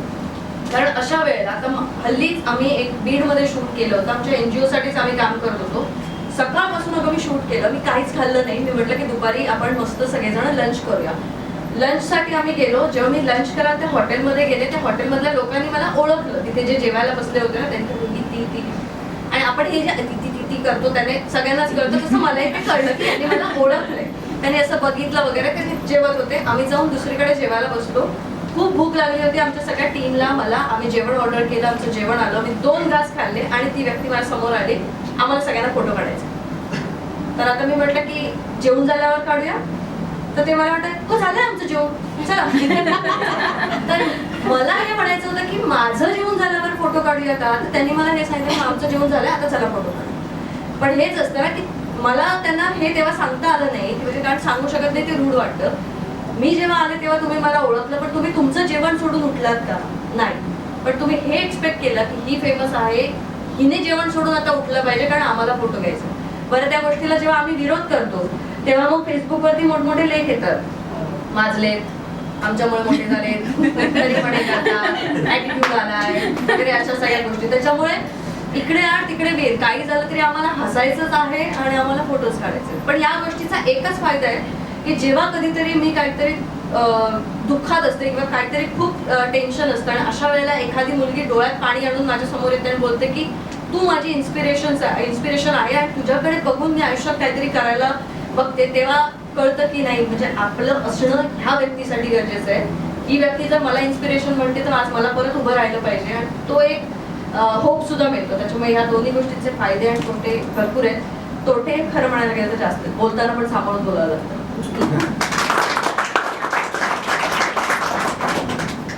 गीता, कोकणामध्ये आता तसं तुझ्या सामाजिक कामाची सुरुवात झालेली आहे. आपण महिला सक्षमीकरणाबद्दल बोललो, युवकांबद्दल बोललो. तर आता कोकणामध्ये आरोग्य व्यवस्था किंवा आरोग्य विषयामध्ये जागृती करण्यासाठी काय करता येईल असं तुला वाटतं? कोकणामध्ये जेव्हा काही आरोग्यविषयक समस्या येतात किंवा एखादी मोठी केस ऍक्सिडेंटची वगैरे होते तेव्हा सगळ्यात पहिलं तर आम्हाला जवळचं हॉस्पिटल आहे ते म्हणजे गोव्याचं. तर सगळेजण गोव्याला जातात. पण आता असं झालंय की तिथे पण खूप क्राऊड वाढलंय, तिथे पण खूप अडचणींना सामना करावा लागतो सगळ्याच लोकांना.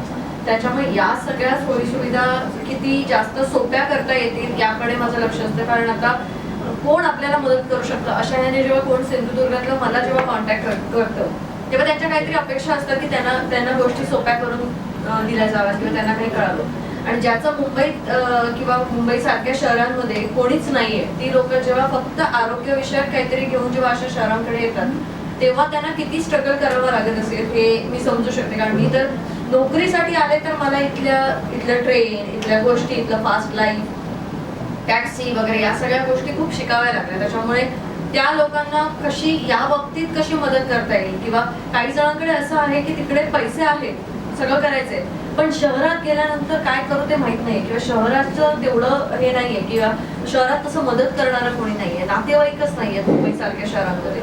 तर अशा वेळेला आम्ही त्यांना कसा काही सपोर्ट करता येईल किंवा गोष्टी त्यांच्यासाठी केवढ्या सोप्या करून त्यांना ही आरोग्य व्यवस्था जेवढे काही आपल्या योजना आहेत यांच्यापर्यंत पोहोचवता येईल यासाठी आम्ही आता प्रयत्न करतोय. तुझी जी NGO आहे जी आता आरोग्य क्षेत्रामध्ये काम करणार आहे किंवा कोकणामधून येणाऱ्या पेशंट्सना मदत मिळावी म्हणून आपली NGO काम करणार आहे, तर त्याबद्दल आम्हाला थोडंसं विस्ताराने ऐकायला आवडेल. जेव्हा मी हा NGO चालू केला त्या आधी मी खूप काम करत होते, सोशल वर्क करायची मला खूप इच्छा होती. मी सगळ्या गोष्टींमध्ये हिरिरीने भाग घ्यायचे की मला हे करायचे, ह्याला मदत करायची.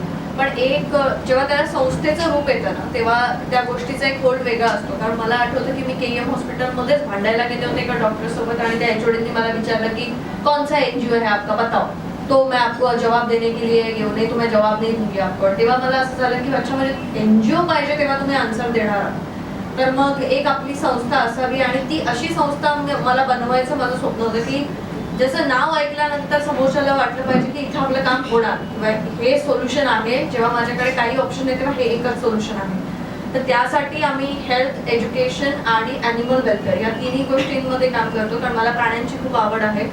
जेव्हा मी कोकणातल्या लोकांना माहीत असेल मच्छी मार्केटमध्ये जेव्हा छोटी छोटी मांजरं बघते तेव्हा मला खूप वाईट वाटतं. त्याच्यामुळे त्यांच्यासाठी माझं एक खूप मोठं स्वप्न आहे की मला एक कॅट हाऊस बनवायचं आहे आणि ते मी भविष्यात नक्की ते प्रयत्न करून ते बनवेन.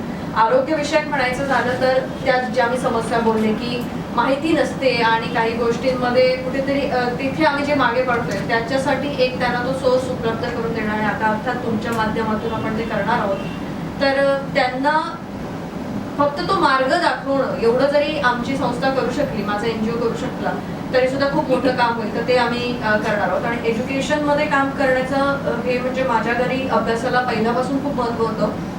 आणि आता जेव्हा मी बघते की लहान लहान मुलं रील्स बघतायत, भले मी त्या ह्याच्यामध्ये जरी असेल तरी मला ते फ्युचर चुकीचं वाटतं की यांनी ते नाही बघितलं पाहिजे किंवा त्यांनी आत्तापासून ते जोक्स नाही बघितले पाहिजेत जे मोठ्यांना ज्याच्यावरती हसायला येते. लहान मुलांसाठी ते जोक्स नाही आहेत. तर अशा वेळेला मुलांसाठी आपण काय करू शकतो जेणेकरून पालक जेवताना मुलांना बिनधास्त बाबा हे तू बघ असं दाखवतील. तर अशा पद्धतीच्या आम्ही काही एज्युकेशनल, एंटरटेनमेंट आणि एज्युकेशन यांना मिक्स करून एज्युटेनमेंट अशा सिरीज करतोय ज्यामध्ये आम्ही पालकांना जे सांगायचं आहे मुलांना तेच आम्ही गोष्टींच्या माध्यमातून सांगतोय. आणि शेवटी तात्पर्य म्हणजे छान गोष्ट रंगवून चिमणी कावळ्याची गोष्ट वगैरे वगैरे असं काय काय करून त्याचा ती गोष्ट सुद्धा आम्ही स्वतः बनवतोय. म्हणजे मी असेल, कुणाल असेल, आम्ही स्वतः ती गोष्ट लिहितो. म्हणजे तात्पर्य आमच्याकडे पहिलं येतं की आई वडील मुलांना हे सांगतायत, मग ह्याच्यावरती आपल्याला गोष्ट बनवून ते सांगायचं. मग आम्ही तशी ती गोष्ट बनवतोय आणि ती रंजक पद्धतीने मुलांसाठी आम्ही ते घेऊन येतोय. पुढच्या 2-3 दिवसात त्याचा पहिला एपिसोड आम्ही रिलीज करणार आहोत, ज्याच्यामध्ये आम्ही मुलांसोबत चर्चा करतोय, मुलांची मजा मस्ती हेच आम्ही मुलांना दाखवणार आहोत. म्हणजे मुलांना ते टीव्हीवर बघता यावं यासाठी. तर आमचा एन्जॉय या सगळ्या या 3 सेक्टरमध्ये मोस्टली काम करणार आहे.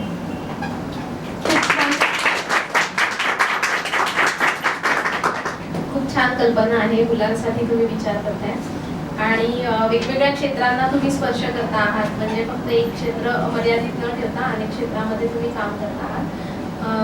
तसा आम्ही तुम्हाला जेव्हा बघतो, म्हणजे अंकिताला जेव्हा बघितलं जातं त्यावेळेला नुसतं सोशल मीडियामध्ये इन्फ्लुएन्सर म्हणून न बघता तुझी आणखीन एक वेगळी ओळख आहे की तू उद्योजिका आहेस. तर तुझ्या सिंधुद्योग-बद्दल थोडंसं ऐकायला आवडेल आम्हाला. सिंधुद्योग म्हणजे जेव्हा कोविडमध्ये सगळेजण टिकटॉक वगैरे करत होते तेव्हा मला त्याचं काही हे नव्हतं. मी कधीच कॅमेरासमोर न जाणारी स्टेज फिअर असलेली मुलगी आहे. मी म्हणे 99% माझं स्टेज फिअर गेलंय. ते सुद्धा मी स्वतःहून असं या सगळ्या गोष्टींमध्ये पडले म्हणून. नाहीतर मी स्टेजवरती बसल्यानंतर माझ्या कानातून वाफा यायच्या, डोळ्यातून वाफा यायच्या, मला समोर बघायला व्हायचं नाही, मला बोलायला व्हायचं नाही, माझा आवाज कापायचा. या सगळ्या गोष्टी मी फेस केलेल्या आहेत. अजूनही मी कधी कधी त्या करते. म्हणजे कधी कधी मी बोलताना थांबते किंवा या गोष्टी होतात. कारण अचानक जेव्हा एवढी लोक आपण बघतो तेव्हा ते बोलणं होत नाही. बऱ्याच जणांच्या बाबतीत ते होत असेल. मला तर कित्येक जण जेव्हा भेटायला येतात तेव्हाही असे थरथर कापतात. तेव्हा मी त्यांना सांगते की तुम्ही घाबरू नका. ऑलरेडी मी पण कधी कधी घाबरायचे, आता तुम्ही घाबरू नका, तुम्ही नॉर्मल राहा. पण ती एक भीती असते ना, ती आपण घालवलीच पाहिजे आणि ती घालवण्यासाठी आपण मुद्दाम त्या गोष्टी केल्या पाहिजे. सिंधुद्योगचं जेव्हा मी कोविडमध्ये मी बघितलं की आंबा फुकट जात होता. तो आंबा वेस्ट होऊ नये म्हणून मी माझ्या मित्राचा जो आंबा होता तो मुंबईमध्ये सेल करून दिला होता. आणि त्यानंतर लोकांशी आपण टचमध्ये कसे राहणार. म्हणजे आंब्याचा सीझन तर मे मध्ये येतो. लोक परत पुढच्या मे पर्यंत मला लक्षात ठेवतील न ठेवतील, विसरतील. या गोष्टीसाठी त्यांच्या टचमध्ये राहण्यासाठी कोकणातले प्रोडक्ट्स त्यांच्यापर्यंत पोहोचवण्याचं मी एक म्हटलं विचार करूया आपण की वर्षभर आपण त्यांच्या टचमध्ये राहूया, तेव्हा ते पुढच्या वर्षी आपल्याकडनं आंब्याच्या सीझनला ते लक्षात ठेवतील. आणि त्यामुळे इतर कोकणातले प्रोडक्ट्स आम्ही मुंबईत आणायला सुरुवात केली आणि ते त्यांच्यापर्यंत पोहोचवायला सुरुवात केली.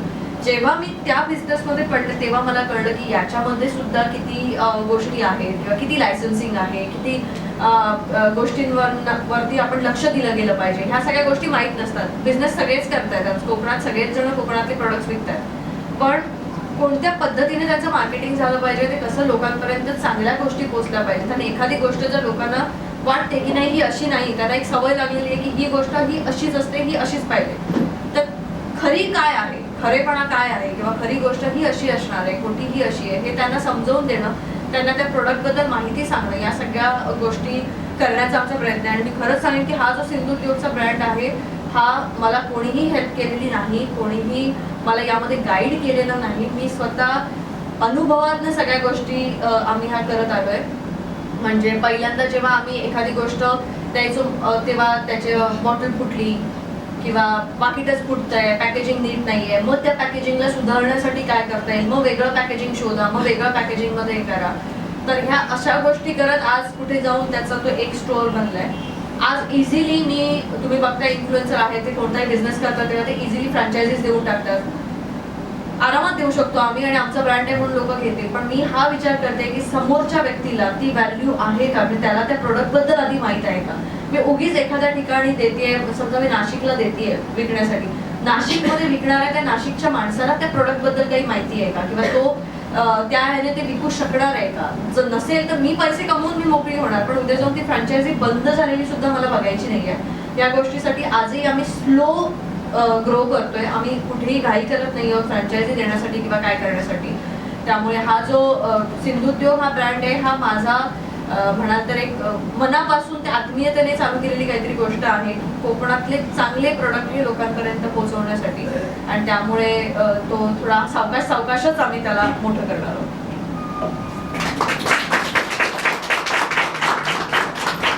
त्या व्यतिरिक्त औद्योगिक क्षेत्रामध्ये अजून काही तुझ्या कल्पना आहेत का की तू अजून नव्याने काही करणार आहेस?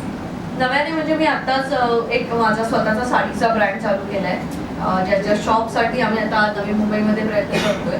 तर जेव्हा मी एक माझी चॉईस लोकांना खूप आवडते, जेव्हा मी एखाद्या इव्हेंटला जाते किंवा काय, अरे ही साडी कुठून घेतली, मला बायकांचे तर खूपच मेसेज असतात, हे कुठून घेतलं ते कुठून घेतलं. म्हणजे त्यांचा बारीक लक्ष एवढा असतो की मला तेव्हा कळायचं नाही की हे एवढं नोटीस करतायत लोक, ते तू गळ्यात घातलं होतंस ते कुठे घेतलं होतंस, असं मला कधीतरी विचारतात सुद्धा की ते छान दिसत होतं, ते कुठून घेतलं होतंस. आणि त्यातूनच मला एक कल्पना सुचली की आपण असं काहीतरी करूया की जेणेकरून लोकांना जी गोष्ट आवडते, जर त्यातूनच आपण आपला एखादा व्यवसाय उभा करू शकतोय तर का करू नये, म्हणजे त्यात काही गैर नाही आहे. तर त्यामुळे आम्ही ते चालू केलं. जेवढे काही सेलिब्रिटीज तुम्ही बघता किंवा काय बघता, एक नॉर्मल माणूस म्हणून जो माझ्या मनात नेहमी प्रश्न होता, जो तुमच्याही असेल की असे नेहमी नवीन नवीन कपडे घालतात, हे असं मलाही वाटायचं की एवढे ठेवतात कुठे, म्हणजे रोज नवीन कपडे, एवढे मोठमोठे कपडे. हे सगळे कपडे जे असतात ते सगळे कोलॅबोरेशन मध्ये आलेले कपडे असतात किंवा जे काय असतं. आणि त्यामध्ये कसं असतं की जेव्हा आपण एखाद्या ब्रँडकडे कपडे घेतो, आपल्याला ते वापरायचे असतात आणि ते त्या ब्रँडला रिटर्न द्यायचे असतात, किंवा कसंही कोलॅबोरेशन असू शकतं की तुम्हाला घेऊन टाकायचे, रिटर्न द्यायचे, जे काही. तर तेव्हा मला असं दिसलं की जर माझी इंडस्ट्रीमध्ये एवढी ओळख आहे, सिरियल्सच्या सेटवरती प्रोडक्शन हाऊसेसची ओळख आहे, तर आपण जेव्हा आपल्या एखाद्या कपड्यांचा ब्रँड चालू करतो तेव्हा आपण सुद्धा त्यांना सप्लाय करू शकतो. तर आपल्याकडे तो बिझनेस आहे तर आपण तो करूया, म्हणून मी तो एक बिझनेस आमचा चालू केला. आणि जेव्हा आता मी प्रोडक्शन हाऊस बद्दल सुद्धा जे बोलले की आमचं प्रोडक्शन हाऊस सुद्धा आहे, त्याच्यामध्ये समजा आम्ही एखादी सिरीज करतोय तर त्याच्या एंडला समजा पॉडकास्ट करतोय तर त्याच्या एंडला काहीतरी गिफ्ट द्यायचं, तर इतर लोकांकडे मला मागण्याची गरज नाही ना की गिफ्ट द्या, बाबा अमुक अमुक शॉप कडनं तुम्हाला ही साडी गिफ्ट, अमुक अमुक शॉप कडनं तुम्हाला हे गिफ्ट. माझे स्वतःचेच 2 ब्रँड आहेत. मी सिंधुद्योगचेच प्रोडक्ट गिफ्ट, माझा प्रणाम नावाचा जो क्लोथिंग ब्रँड आहे त्याचंच गिफ्ट. म्हणजे मला कुठे मागण्याची काही गरज नाही. जे काही आहे ते सगळे इन हाऊस आहे. आणि जे आम्ही त्या सिरीजमध्ये आम्ही ज्या ज्या गावांमध्ये जाऊन काही शूट करतोय किंवा तिथे आम्हाला कळतं की इथे काय गरजेचं आहे. आम्ही आत्ताच हल्ली एका शाळेत गेलो होतो, तर त्या शाळेचं जे टॉयलेट होतं त्याच्यावरती पैसे नाही, बजेट नाही की काय, भ्रष्टाचार माहित नाही, पण एकच पत्र टाकलेला होता. इकडनं थोडी जागा रिकामी होती, इकडनं जागा रिकामी होती, पण एका पत्रात त्यांनी ते बाथरूम कव्हर करण्याचा प्रयत्न केला होता, जो की होत नव्हता. तर मी त्यांना म्हटलं की इथे 3 पत्रे लावण्याची गरज आहे, तर एकच पत्रा लावला गेला. तर ह्या गोष्टी आम्ही दाखवतोय जर आमच्या सिरीजमध्ये, तर त्याच गोष्टी आम्ही आमच्या एनजीओच्या मार्फत आम्ही त्या रिपेअर सुद्धा करू देतो. मला कुठे मागण्याची गरज नाही पडते. सगळ्या गोष्टी हे जे काही आहे ही एक मी इकोसिस्टम बनवलेली आहे की सगळ्या गोष्टी ह्या माझ्या इन हाऊस आहेत, मला कुठच्या गोष्टींसाठी मागण्याची गरज नाही, आणि तेच माझे व्यवसाय आहेत आणि तेच या सगळ्या गोष्टींना हेल्प करते.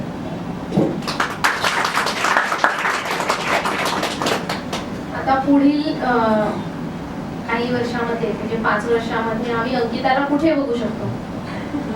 ते तर मलाही माहिती आहे, इथे इथपर्यंत कशी आले तेही मला माहित नाही, त्यामुळे मी काहीच सांगू शकत नाही. कारण मी आतापर्यंत जेव्हा मला कोणी असं विचारतं की तुला काय करायचं आहे पुढे, मी बोलले की मला काहीच माहित नाही. कारण मी जे शिकले त्याच्यात मी काहीच केलं नाही. मी सिव्हिल इंजिनियर आहे, पण मी त्याच्यात 1-1.5 वर्ष जॉब केला, त्यानंतर मी केलं नाही. तर मी माझं क्षेत्र बदलत गेले, प्रवाहासोबत वाहत आले इथपर्यंत. पण एवढं सांगेन की पुढच्या 5 वर्षात जिथे कुठे बघाल तिथेही म्हणजे आजही जेवढे लोक ज्यांनी माझं स्ट्रगल बघितलंय, ज्यांनी माझं बालपण बघितलं, ते म्हणतात की आम्हाला तुझा अभिमान वाटतो. तर पुढच्या 5 वर्षांनी अजून जास्त अभिमान वाटेल अशा ठिकाणी नक्की असेल.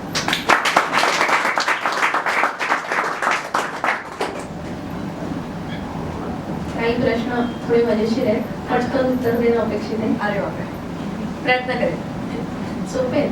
अच्छा, उकडीचा मोदक की सोलकढी? सोलकढी, सध्या शुगर बंद आहे म्हणून. नारळ की आंबा? आंबा. एकांत किनारा, समुद्र किनारा की गजबजलेली जत्रा? नाही, समुद्र किनारा नाही, एकांत. साडी की western outfit? Sari. Favourite Konkani शब्द कोणता?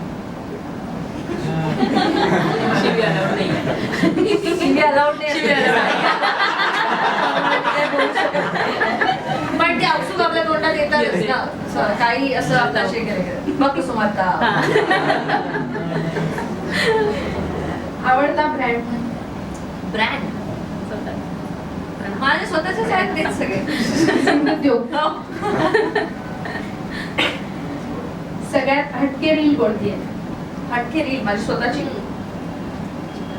सगळेच तसे हटके असतात, असं मीच आता माझं कौतुक कसं करणार हेच सांगू शकते. सगळे हटके कोणती त्यांना वाटली, पण तरी हटके रील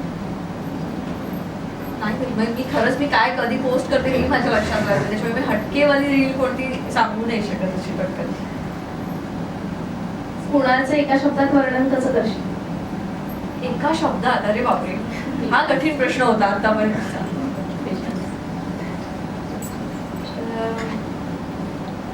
एका शब्दात खरं तर सांगणं कठीण आहे, पण काय सांगू एका शब्दात त्याचं? शांत. शब्द वाढवून देतील. शब्द वाढून दिले तर Patience होते. एक allowed नाही. नाही, नवऱ्याबद्दल एका शब्दात थोडी बोलू शकतो, खूप येतात शब्द बाहेर मग. पण ठीक आहे, एका वाक्यात सांग. एका वाक्यात सांगायचं झालं तर शांत आणि निर्मळ मनाचा माणूस, ज्याच्याकडे खूप पेशन्स आहे, जो मला हँडल करू शकतो.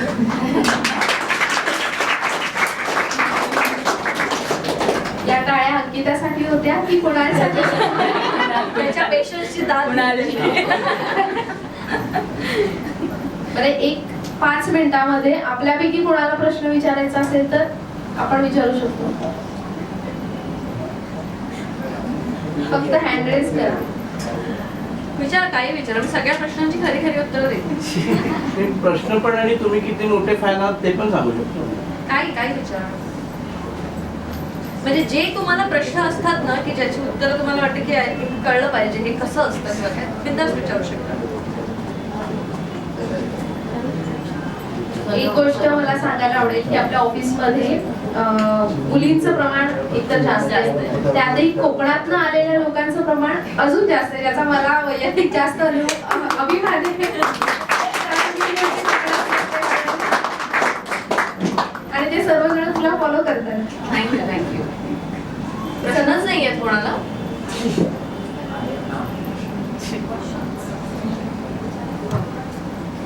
क्वेश्चन म्हणण्यापेक्षा एक छोटंसं मला हे करायचंय, विचारायचंय तुम्हाला की तुमचं आता बाकी आता जे युग आहे आपलं डिजिटल मीडियामध्ये वगैरे, आणि तिथे लोक डेस्टिनेशन वेडिंग वगैरे करतात, त्याच्यामध्ये तुम्ही जो ऑप्शन चूज केला तुम्हाला खूप आवडला की कोकणातच आपलं लग्न करायचं, आणि ते खूप छान होतं. मी पूर्ण फॉलो केले तुम्हाला, खूप वर्ष झाली. आणि त्या ऑप्शनकडे मी जेव्हा मुंबईमध्ये कम्पेअर केलं, मुंबईमध्ये आपले AC हॉल असतात, छोटेसे हे असतात, आणि कर्जत कसारा साईडला जर तुम्ही गेलात तर तिथे मोठे मोठे फार्म हाऊस असतात, ओपन असतात, आणि हे सगळं त्यांनी बनवलेलं असतं, हे मी बघितलंय. पण आपल्या कोकणामध्ये ते ऑटोमॅटिकच आहेत ऑलरेडी, जसं तुम्ही यूज केलात त्याचा. तर ह्या संदर्भात तुम्ही एखादा सांगू शकता का म्हणजे लोकांना की तुम्ही कोकणाकडे जसं वेडिंग डेस्टिनेशन बाहेर जातात लोक, तर जशी आपल्या कोकणामध्ये येण्यासाठी काहीतरी करू शकता का? नक्कीच करू शकतो. आम्ही जेव्हा लग्नासाठी ते डेस्टिनेशन निवडलं होतं त्याच्या मागे खरं तर कारण वेगळं होतं. एक तर ते जिथे आम्ही लग्न केलं ते आमचं कुलदैवत आहे लक्ष्मीनारायणमध्ये, आणि मला लग्नाची भीती होती, आणि माझं असं होतं की देवा आता तूच बघ काय बाहेरच करतोय, असं मला ते हे होतं की इथेच करूया असं आमचं ठरलं होतं. आणि ते लोकेशन खूप सुंदर आहे आणि तिथे आता बरीच लग्न व्हायला लागली आहेत आता. तर ते आम्ही निवडण्यामागचं कारण ते तिचं निसर्गरम्य, आणि आम्हाला सगळीकडे पॉझिटिव्हिटी हवी होती की येणारे लोक पण पॉझिटिव्ह हवे होते. मी माझ्या बऱ्याच नातेवाईकांना बोलवलं नाही लग्नाला, मला पॉझिटिव्हच लोक हवे. आणि मी असंच ठरवलं होतं की जे आपल्या सतत कॉन्टॅक्टमध्ये आहेत, म्हणजे मामाच्या मावशीच्या मामीची मुलगी वगैरे, असं कोणालाही लग्नाला मी काही इन्व्हाइट नाही केलं. खूप जवळचे लोक जे सतत आपल्या कॉन्टॅक्टमध्ये आहेत असेच मित्र मैत्रिणी, अशाच कमी लोकांमध्ये आपण लग्न करायचं, आणि ती पॉझिटिव्हिटीच अराउंड असली पाहिजे, म्हणून आम्ही ते लोकेशन सिलेक्ट केलं होतं. कारण लग्न म्हटल्यानंतर नावं ठेवणारे किंवा असं गोष्टी ह्या बऱ्याच होतात, नाकं मुरडतात, हे ते. इथे सगळे डिसिजन घेणारे आम्ही दोघंच होतो. लग्नाच्या डेकॉर पासून सगळ्या गोष्टी ठरवणारे आम्ही होतो. आम्ही म्हणजे जास्त करून मीच होते की मला हे पाहिजे, मला हे असं पाहिजे, मला ते तसं पाहिजे, सगळ्या गोष्टी ठरवलेल्या होत्या.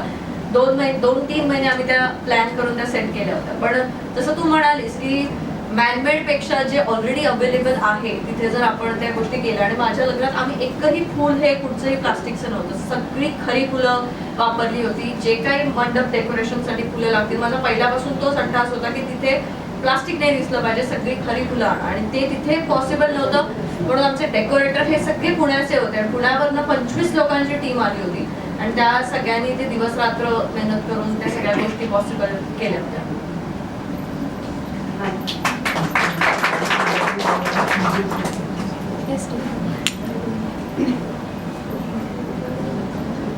हाय अंकिता, माझं नाव ऋतुजा आहे. मी पण कोकणातली आहे.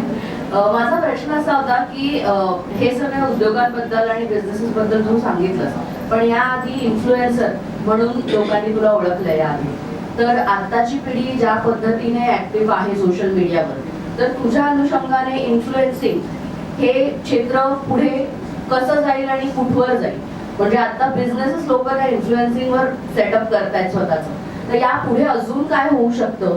तू तिथे वावरतेस, त्यामध्ये आहेस, म्हणून तुझं काय मत आहे या बाबतीत? एकतर इन्फ्लुएन्सर हा शब्द जो आहे ना, मला एकतर या सोशल मीडियाचा ओव्हरऑल सगळा विचार करतो मला प्रचंड काळजी वाटते मुलांची, की ते आम्ही हे लाईफ एक मॅच्युरिटी नंतर आता हे सगळं बघतोय, आपली जी काही पिढी आहे ती. पण या मुलांच्या हातात ते खूप लवकर आलेलं आहे. त्यामुळे लोकांना सोपं वाटतं की अरे मी बिझनेस चालू करतोय आणि सोशल मीडियाच्या माध्यमातून तो चालेल. पण हा पण एक हे असला पाहिजे, उद्या एका झटक्यात जसं ते टिकटॉक बंद झालं होतं, हे बंद झालं तर माझा इन्कम सोर्स काय असणार आहे? आणि सगळ्यांना तेच सांगते की इन्फ्लुएन्स त्या गोष्टीने व्हा, किंवा इन्फ्लुएन्सर हे त्याला समजा जो तुम्हाला, ज्याच्याकडे तुम्ही काहीतरी शिकताय त्याला तुम्ही इन्फ्लुएन्सर म्हणा, इतरांना तुम्ही क्रिएटर म्हणा. इन्फ्लुएन्स तुम्ही होऊन त्याच्याकडनं शिकून तुमच्या आयुष्यात काहीतरी जर करू शकता ना, तर तो खरा इन्फ्लुएन्सर आहे आणि तुम्ही इन्फ्लुएन्स होता.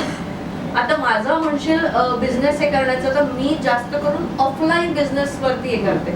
मी कुठेही जास्त बंबार्डमेंट नाही करत सिंधुद्योग माझ्या पेजवरती. कधीतरी एखादी पोस्ट किंवा कधीतरी काहीतरी. कारण मला असं आहे की आता ठीक आहे कोकण हार्टेड गर्लचा तो ब्रँड आहे म्हणून, पण तो ब्रँड हा त्याच्या क्वालिटीमुळे ओळखला जावा आणि तो माझ्याशिवाय चालावा, हे माझी त्याच्यासाठी प्रयत्न असतात.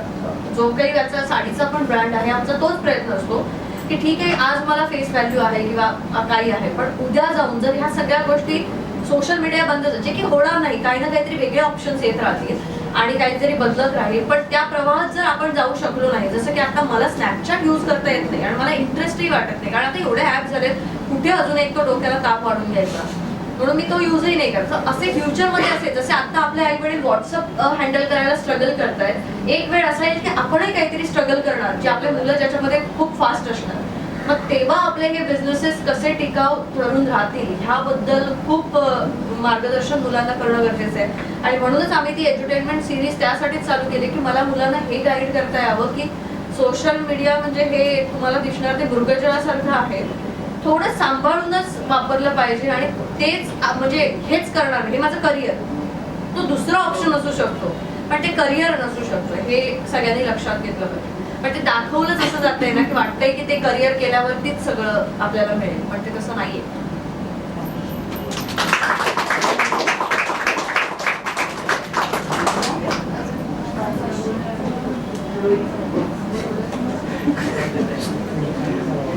मुलांना प्रश्नच नाही पडत. रोहित सरांना आहे.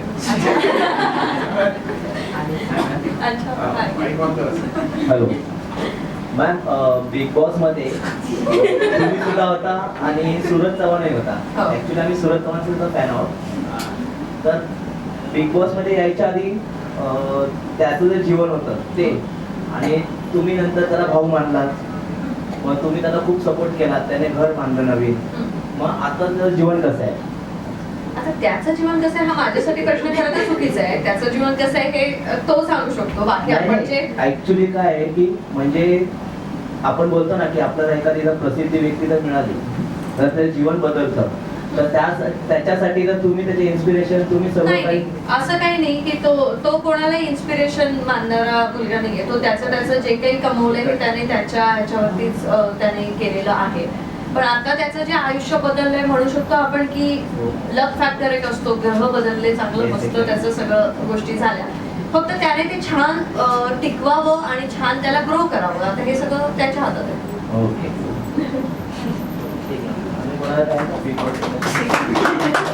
बिग बॉस बद्दल काही प्रश्न आहेत का?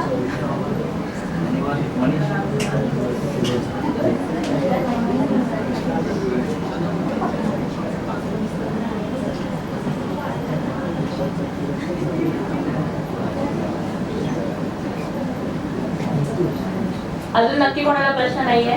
विचारणार.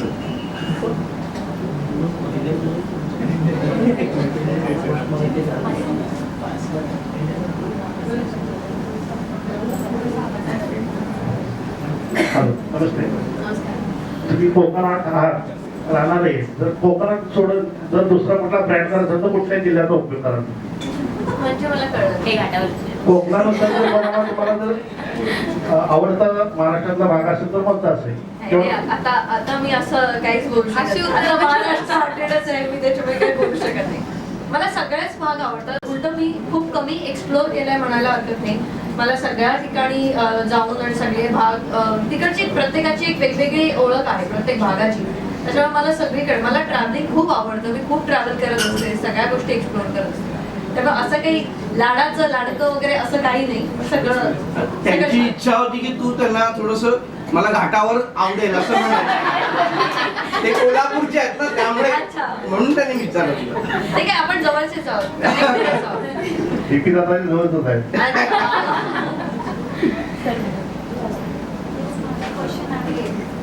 नवरीला विचारायचं. मॅम, जसं तुम्ही म्हटलात तुम्ही इंट्रोवर्टेड होतात आणि जास्त लोकांशी ओळख नाही, त्यानंतर बिग बॉस मध्ये जाणं आणि तिकडे without internet, without social media आणि मग नवीन लोकांसोबत राहणं, तो एक्सपिरियन्स कसा होता? म्हणजे तुम्हाला काय वेगळं वाटतं त्या तिथे जाऊन? मोबाईलशिवाय राहणं मला आधी कठीण वाटलं होतं, पण आतमध्ये गेल्यानंतर तुम्ही मोबाईलचं काही असं म्हणजे लक्षातच राहते, कारण आतमध्येच एवढे क्लेश भांडणं असतात कुठे मोबाईल. तर मोबाईलची मला काही त्या दिवसांमध्ये आठवण अशी आली नाही. एक्सपिरियन्स म्हणायला गेलं तर एक माझ्यासाठी सगळ्याच गोष्टी नवीन होत्या. म्हणजे की एकदा रियालिटी शो मी कधी केला नव्हता, त्याच्यानंतर तो शो मी एक्सेप्ट केला होता की हा ठीक आहे मी जाईन. आणि जसं मी म्हटलं की मला माहित होतं की मी 2 आठवड्यात परत येईन, अशा तयारीने मी आतमध्ये गेले होते. त्याच्यामुळे काही गोष्टी मला नाही आवडल्या, काही गोष्टी मला आवडल्या, पण तिथे राहिल्यामुळे, कारण बाहेर कसं असतं की आपल्याला एखादी व्यक्ती आवडत नाही तर आपण एकतर त्याच्याशी बोलत नाही किंवा आपण त्या व्यक्तीला टाळतो आणि त्या व्यक्तीपासून लांब जातो. त्यामध्ये मरून मला काय करायचं, तिथे ऑप्शनच नव्हता. आवडत नाही तरी त्या व्यक्तीच्या समोर राहायचंय, त्या व्यक्तीसोबत बोलायचंय, त्या व्यक्तीसोबत भांडायचंय, भांडतच राहायचंय जोपर्यंत त्याला बाहेर काढलं जात नाहीये तोपर्यंत. त्याच्यामुळे तो एक वेगळा चॅलेंज होता की तुमच्या आयुष्यातले प्रॉब्लेम जे तुम्हाला वाटतात समोरचा माझ्यासाठी प्रॉब्लेम आहे, तो प्रॉब्लेम तुमच्या समोर दिसतच राहणार आहे, सकाळी उठल्यानंतरही दिसणार आहे, त्याच्यासोबत बोलायचंच आहे. हा एक मोठा टास्क तिथे होता डील करण्याचा. मॅम, माझा क्वेश्चन आहे, जसं की आता मी मगाशी पण पाहिलं आतमध्ये की तुम्ही शुगर नाही म्हणालात की मी शुगर पण कट केलंय, सगळंच कट केलंय. जसं आम्हाला रीलवरती पण पाहायला मिळतं की तुम्ही जिम फ्रीक वगैरे झालाय. तर हे सगळं कुणाल सरांनी इन्फ्लुएन्स केलंय और रादर तुमचा चॉईस आहे? बिकॉज आम्हाला तर आधीपासून तुम्ही फिटच दिसताय. नाही, फिट म्हणजे मी खूप बारीक झाले. मी एकतर मला बिग बॉस नंतर खूप हेल्थ प्रॉब्लेम्स पण झाले, कारण ती स्ट्रेसफुल सिच्युएशन जी असते ना ती मॅनेज करताना बाहेरून तुम्हाला काही चेंजेस दिसत नाही, पण इंटरनल चेंजेस खूप होतात की तो स्ट्रेस लेवल हाय असते. आतमध्ये डॉक्टर्स पण सतत येत असतात हे त्यासाठीच की तुमचा स्ट्रेस लेवल कुठे आहे तो बघण्यासाठी. तर जेव्हा बिग बॉस मधून बाहेर आले त्यानंतर बिग बॉस मध्ये तुम्ही टास्क बघितलेच असतील. एकदा मी आधीच विचारलं होतं काही फिजिकल टास्क असणार आहेत का, तर त्यांनी सांगितलं की नाही, मेंटल टास्क असणार आहे, फिजिकल टास्क यावेळेला कमी आहेत. म्हणून मी त्या सीझनसाठी हो म्हणाले होते. आतमध्ये गेल्यानंतर जे ओढाओढीचे खेळ आणि जी मुलगी कधी स्पोर्ट्स मध्ये गेलीच नाही, ज्या मुलीने कधी काही खेळलीच नाही, जिच्याकडे तो फिटनेसच नाही, ती मुलगी तिथे काय करणार आहे. एक मी बाहेर आल्यानंतर बघितलं डीपी दादांचं आणि माझं एक रील व्हायरल झालं होतं, तुझ्यापेक्षा फास्ट कोण धावतं असं होतं, सगळेच धावतात असं होते म्हणतात. मला काहीच तो हे नव्हता, त्याच्यामुळे तो फिटनेस माझ्याकडे नव्हता. जिथे मी थोडीफार कमी पडत होते असं मला वाटतं. तरी मी स्ट्रेच केलं, पण एखादा खेळ झाल्यानंतर त्याच्यात झोपून दिल्यानंतर माझं सगळं अंग दुखायचं, कारण एवढं मसल्सना कधी हेच मिळाली नव्हती ना, एवढं स्ट्रेच करायचे मी तिथे. त्यामुळे बाहेर आल्यानंतर कुणाला मला असं सांगितलं की थोडं जिमवरती कॉन्सन्ट्रेट कर, आणि जे काही हेल्थ प्रॉब्लेम्स होते, जे काही प्रॉब्लेम्स व्हायला लागले, त्यासाठी जेव्हा डॉक्टरकडे गेल्यानंतर कळलं की त्यांनी सांगितलं की शुगर कंट्रोल कर. मी गोड तसेही खायचे नाही, पण कधीतरी असंच लहर आली तर काहीतरी खाणं, पण ते पण त्यांनी कम्प्लीट बंद करायला सांगितलं. आणि ते बंद केल्यानंतर मला त्याचे फायदे दिसायला लागले की हो, हे नाही केलं पाहिजे, हे चांगलं आहे, हे वाईट आहे. त्याच्यामुळे मग मी ते हे केलं. पण जिमचं कधी मला आवड तशी नव्हती, ती आता कुणालमुळेच म्हणायला. मराठी कलाकार, सोशल मीडिया इन्फ्लुएन्सर, आणि यांनी एका अर्थाने मला वाटतं सगळे TRPचे रेकॉर्ड त्या शोने खऱ्या अर्थाने मोडले. म्हणजे तर म्हणजे मला असं कधी कधी प्रश्न पडतो की ज्या लेवलला तो शो गेला होता त्या लेवलला तुमच्या सगळ्यांची मराठी यंगस्टरची एक एनर्जी यांनी त्या शोला खऱ्या अर्थाने एका उंचीवर नेलं का त्या शोमुळे तुम्ही सगळे आता एका उंचीवर आहात, असं दोन्ही कशा दृष्टीने बघतो आपण याकडे? याचं खरं आहे म्हणाल तर मी शोचं जे कास्टिंग होतं की रिजन्स कॅप्चर केले गेले. कोकणातले मी होते, सूरज एक थोडा मराठवाडा इकडच्या साईडचा होता, टीव्ही दादा कोल्हापूरचे होते, आणि आम्ही जे काम करतो किंवा आम्ही जे युट्यूबर म्हणून जे लोकांसोबत असतो तर आम्ही जास्त लोकांच्या जवळ असतो, संपर्कात असतो, लोकांना घरातले वाटतो कलाकारांपेक्षा. कलाकारांनी काही जरी केलं तरी ती ऍक्टिंगच वाटते, हे ऍक्टिंग करतात. पण आम्ही जर काही सांगितलं, उद्या जर मी सांगितलं की ह्या हॉटेलमध्ये मी जेवढे ह्या हॉटेल खूप सुंदर आहे, तर लोकांना ते रिलेट होतं. आपल्यातलं कोणीतरी गेलं आणि ते तो जो आपलेपणा होता किंवा ते एक माणूस होता, तर लोकांनी ते खूप असं कनेक्ट झाले त्या शोशी, आणि त्यामुळे ते बघणारी लोक वाढली, प्रेक्षक वर्ग वाढला, आणि त्यामुळे तो खऱ्या अर्थाने शो हिट झाला.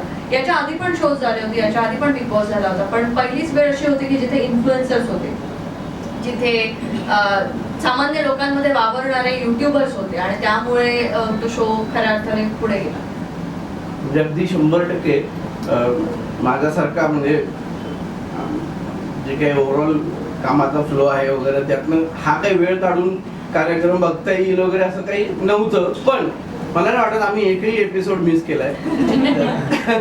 आणि इव्हन मी बघतोय आई आहे, तनुजा आहे, सावी आहे, वेदस आहे, ते इतक्या बारकाईने ते सगळं, आणि मग नंतर दिवसभरातल्या यांच्या चर्चांमध्ये ते ताईला असं तो बोलला, मग असं झालं, हे एवढं डिटेल ते लोक त्या सगळ्यामध्ये म्हणजे समरस होऊन जायचे त्या ओव्हरऑल बघताना. आतमध्ये राहून तेवढं आम्हाला ते जाणवत नव्हतं, म्हणजे आम्हाला फक्त एवढं सांगितलं जायचं की TRPचे रेकॉर्ड मोडलेत हे ते. पण माझा टीव्हीशी काही संबंधच नव्हता, मी आधी कधी बिग बॉस बघितला नव्हता, त्याच्यामुळे TRPचे रेकॉर्ड मोडलेत याचाही मला काही कळत होतं की नक्की केलंय काय, म्हणजे काय होतंय बाहेर एवढं की. आणि मला वाटलं नव्हतं की एवढी क्रेज होईल किंवा एवढा बिग बॉसचा हे होईल. म्हणजे मी खूप इंटरव्ह्यूज मध्ये सांगितलं की आमच्या लग्नाला आधी विरोध होता, जसं मी बिग बॉस मधून बाहेर आले डायरेक्ट मंगळसूत्राच्या खरेदीसाठी गेले. त्यांच्या लग्नाला विरोध आहे त्यांनी बिग बॉससाठी प्रयत्न करायला हरकत नाही.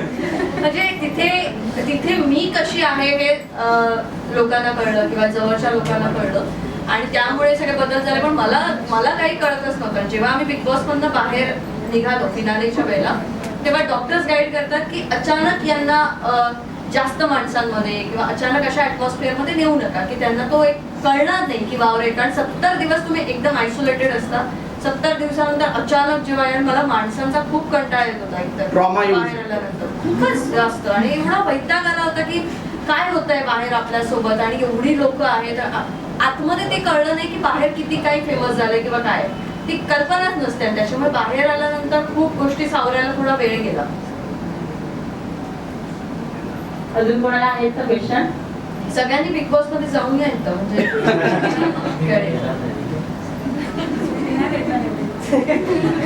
अरे सुट्टी कशाला, पैसे मिळणार ना तिथे, पगारच समजायचं त्याला. लग्न न लग्न जमतील पण व्यवस्थित वागलं तर ना, झालेल्यांची मोडू शकतात. हो. बरं, आता शेवटचा प्रश्न. तू आमचं आरोग्य विषयातलं काम म्हणजे आधीपासून पाहतेच आहेस, पण आता तू थोडं विस्ताराने ते समजून घेतलंस आणि तुम्ही त्या कामाशी आता कनेक्ट होणार आहेस. तर हे जे सगळे आमचे आरोग्य सेवक आहेत, वेगवेगळ्या रुग्णालयामध्ये काम करणारे असतील किंवा इथे काम करणारे असतील बॅक ऑफिसला, त्यांना तू काय संदेश देशील? सगळ्यात महत्वाचं म्हणजे तुम्ही खूप पुण्याचं काम करताय, खूप चांगलं काम करताय. भले या सगळ्यासाठी आपल्याला एक सॅलरी मिळते किंवा काय मिळते ती तुमच्या कष्टाची असते, पण कुठून तरी तुमच्याकडनं एक समाजसेवा होते, रुग्णसेवा होते, आणि रुग्णसेवा म्हणजे सगळ्यात मोठी गोष्ट आहे. कारण त्यावेळेला ना एखादा हतबल झालेला माणूस असतो, त्या हतबल माणसाला तुम्ही कुठेतरी काहीतरी सपोर्ट करताय, तर त्याच्या मनातनं एक छोटंसं जरी निघालं ना की त्यांच्यामुळे बाबा हे झालं, तरी ते खूप मोठं आणि मोलाचं आहे. एक माझ्या आयुष्यातलं मी एकच गोष्ट सांगेन की एक सिच्युएशन अशी होती की माझ्याकडे पैसे खूप कमी होते, पण अशा वेळेला मी एका व्यक्तीची, एका रुग्णाची मदत केली होती, आणि मला माहित नाही की त्यानंतर 2-3 महिन्यानंतर काय झालं. माझ्याकडे खूप काम आलं, माझ्या आयुष्यात खूप बदल झाले आणि खूप व्यवस्थित पैसे आले माझ्याकडे. तर तेव्हा मला हे आठवलं की अशा वेळेला मी काही विचार न करता त्या रुग्णाची मदत केली होती, आणि आज हे सगळं माझ्या बाबतीत जे काही चांगलं झालं की तुम्ही जे काही करताय ते खूप चांगलं काम आहे, असंच काम करत राहा. आता अर्थात आपण सगळे मिळून हे काम करत राहू आणि खूप पुण्य जमा करा. सध्या त्याची गरज आहे कलियुगामध्ये पुण्य जमा करायची. त्याच्यामुळे all the best to you.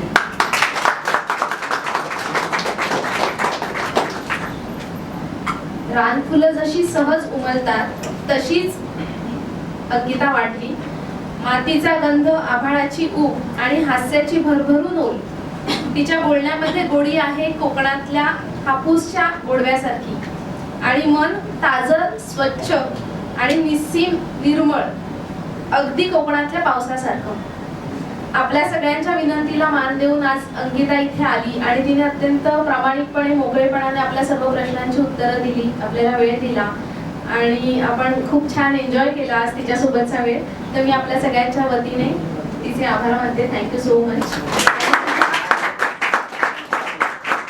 पुढील प्रवासाला खूप खूप आमच्या सगळ्यांकडून शुभेच्छा. असाच तुझं यश वाढत राहो, ब्रँड वाढत राहो. आम्ही सगळे तुला नक्की फॉलो करत राहू. Thank you so much. थँक्यू.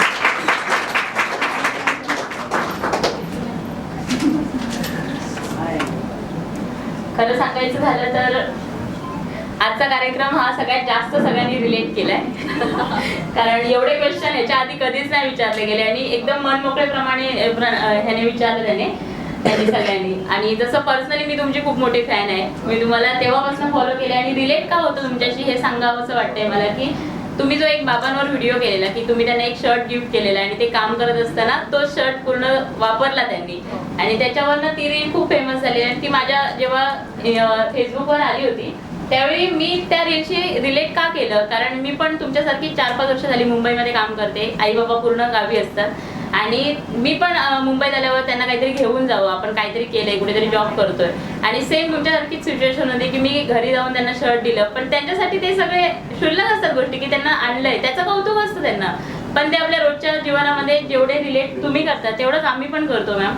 आणि तेव्हापासूनचा तुमचा जो प्रवास आहे तो खूपच इन्स्पिरेशनल आहे. काही वेळा तुम्ही खूप 12पर्यंत 1पर्यंत काम करत असतात, तो पण इन्स्पिरेशनल आहे की फक्त एकाच ठिकाणी तुम्ही काम नाही करत, पूर्ण वेगवेगळ्या क्षेत्रामध्ये काम करताय. तो खरंच इन्स्पिरेशनल आहे सगळ्यांसाठीच. आणि ह्यानंतर मी गौरीला विनंती करेन की शाल आणि श्रीफळ देऊन तुमचा सत्कार करावा.